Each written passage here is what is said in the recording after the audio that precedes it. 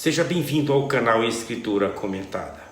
Eu sou o Bispo Oliveira e estou compartilhando o Evangelho de Jesus Cristo. E peço a você que ainda não está inscrito no canal, que considere se inscrever. Isso é importante e ajuda a compartilhar o Evangelho. Neste episódio, vamos dar continuidade à designação do Manual Vem e Segue-me para os dias 6 a 2 de novembro. E esta é a parte 4. O capítulo 4 da Epístola aos Hebreus, ele é nomeado por algumas pessoas como o capítulo da fé. Talvez porque ele descreve muitos exemplos do Antigo Testamento que demonstraram grande fé em Deus. O capítulo começa com a definição de fé, a definição que Paulo apresenta. Ele diz: ora, a fé é o firme fundamento das coisas que se esperam e a prova das coisas que não se veem. Ao longo de todo o capítulo 11, Paulo lista várias pessoas do Antigo Testamento, a exemplo de Abel, Enoque, Noé, Abraão, Moisés e outros, que revelaram uma fé notável em Deus em várias situações. Eles confiaram em Deus mesmo quando as situações tudo apontavam, dizendo que era um momento difícil e desafiador. O capítulo destaca como a fé foi uma força motriz em suas vidas, capacitando-os a agir de acordo com a vontade de Deus e a experimentar as promessas divinas. No capítulo 11, no versículo 3, Paulo diz que pela fé entendemos que os mundos foram criados pela palavra de Deus, de maneira que aquilo que se vê não foi feito daquilo que é visível. Compreendemos que o princípio de poder que existiu no seio de Deus, pelo qual os mundos foram criados, foi a fé. E que devido a esse princípio de poder que existia na deidade, foram criadas todas as coisas existentes. Tudo mesmo. Portanto, todas as coisas que existem nos céus, na terra e debaixo da terra, existem por causa da fé que existiu nele. Não fosse pelo princípio da fé, os mundos jamais teriam sido criados. Nem o homem teria sido formado do pó da terra. A fé é o princípio através do qual Jeová opera e por meio do qual ele exerce poder sobre todas as coisas temporais e eternas. Se for retirado esse princípio ou atributo, pois ele é um atributo, retirado da deidade, ela deixará de existir. E ainda em Hebreus, nós estamos estudando Hebreus 11, Hebreus 11:3, Paulo diz que aquilo que se vê não foi feito daquilo que é visível. Para algumas pessoas, esta escritura que a gente leu, está estudando, ela pode parecer de difícil compreensão, mas vejam só, Paulo é claro quando diz que aquilo que se vê não foi feito daquilo que é visível.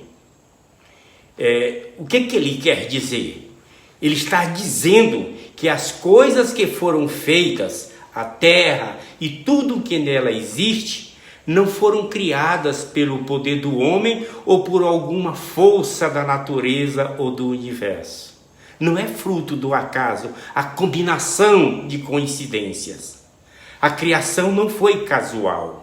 O aparecimento de vida nas fontes hidrotermais no oceano profundo, como dizem os cientistas, não foi um ato acidental, ou do desenvolvimento de uma espécie para outra através de um processo de evolução. A criação foi planejada nos seus mínimos detalhes. Ela foi organizada e controlada. Ela foi feita pelo poder de Deus e através da fé.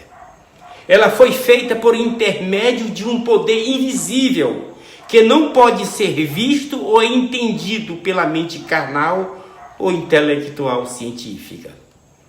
A criação é obra de Deus. As coisas vieram a existir por meio de forças invisíveis para o homem e que só podem ser conhecidas através de revelação.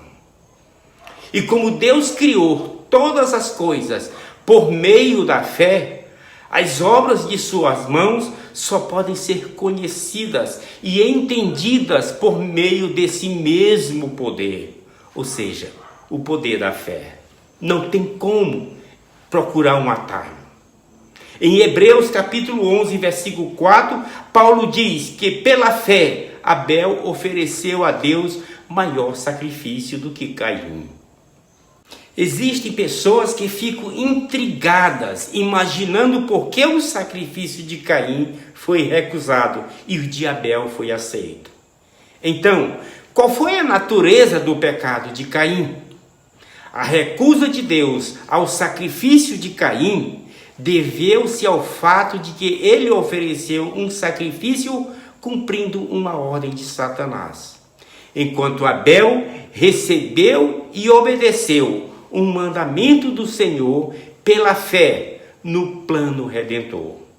Abel ofereceu a Deus um sacrifício aceitável das primícias do rebanho. Caim ofereceu do fruto da terra e não foi aceito porque não pôde ofertá-lo com fé. Não poderia ter tido fé, ou melhor, ele não poderia exercer uma fé contrária ao plano celestial. A expiação em favor do homem tem de ser através do derramamento de sangue do unigênito. E sem isso, não pode haver remissão. E uma vez que o sacrifício foi instituído como um modelo por intermédio do qual o homem discerniria o grande sacrifício que Deus tinha preparado, era impossível exercer a fé em um sacrifício contrário. Porque a redenção não foi conseguida dessa maneira. Nem se instituiu o poder expiatório segundo essa ordem.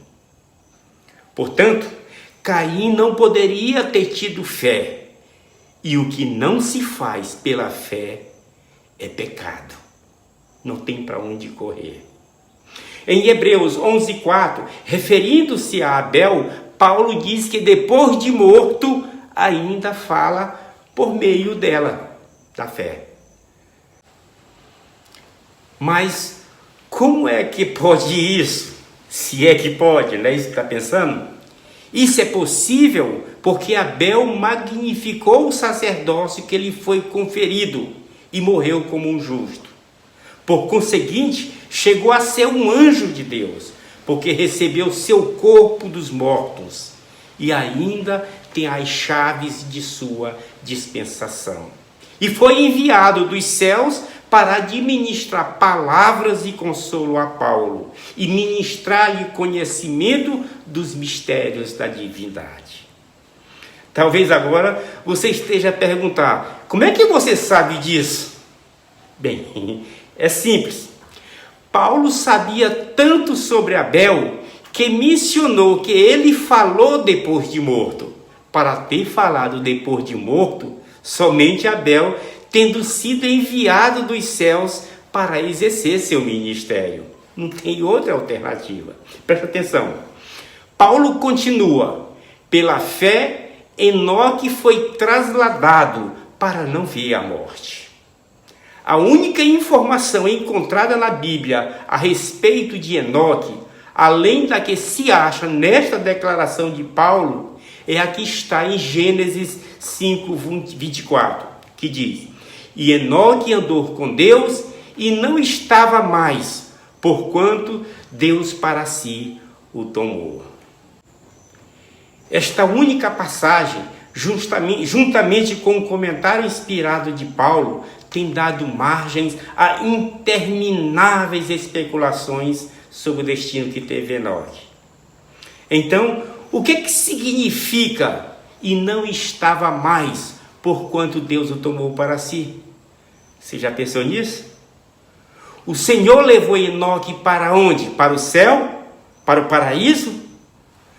Novamente foi Joseph, o grande profeta da última dispensação, que veio em nosso socorro e esclareceu mais esta questão. E Enoque e todo o seu povo andavam com Deus, e ele habitou no meio de Sião, e aconteceu que Sião já não existia, porque Deus a recebeu em seu próprio seio. Deus tomou Enoque para si, a fim de que não morresse nessa época, e designou-lhe um ministério com os corpos terrestres, do qual muito pouco tem nos sido revelado. Em Hebreus 11, de 9 a 14, no sentido inicial e preliminar, diz respeito às terras e à semente temporal de Abraão. A semente de Abraão deverá herdar a terra de Canaã, e sua posteridade será incontável, como as areias do mar e as estrelas do céu. Porém, no sentido mais pleno e completo, as promessas se referem ao casamento celestial, à continuidade da unidade familiar, à progenie eterna, a ter filhos espirituais por todo o sempre, para que eles sejam inumeráveis como as partículas da terra e infinitos como o número de estrelas que compõem todas as galáxias dos espaços siderais. E ainda, num sentido mais importante, todas essas mesmas bênçãos se tornam heranças dos santos que vivem a lei de Abraão e entram na mesma ordem de matrimônio que abençoou a sua vida, a de Isaque e a de Jacó. Em nome de Jesus Cristo, amém. Fica com Deus.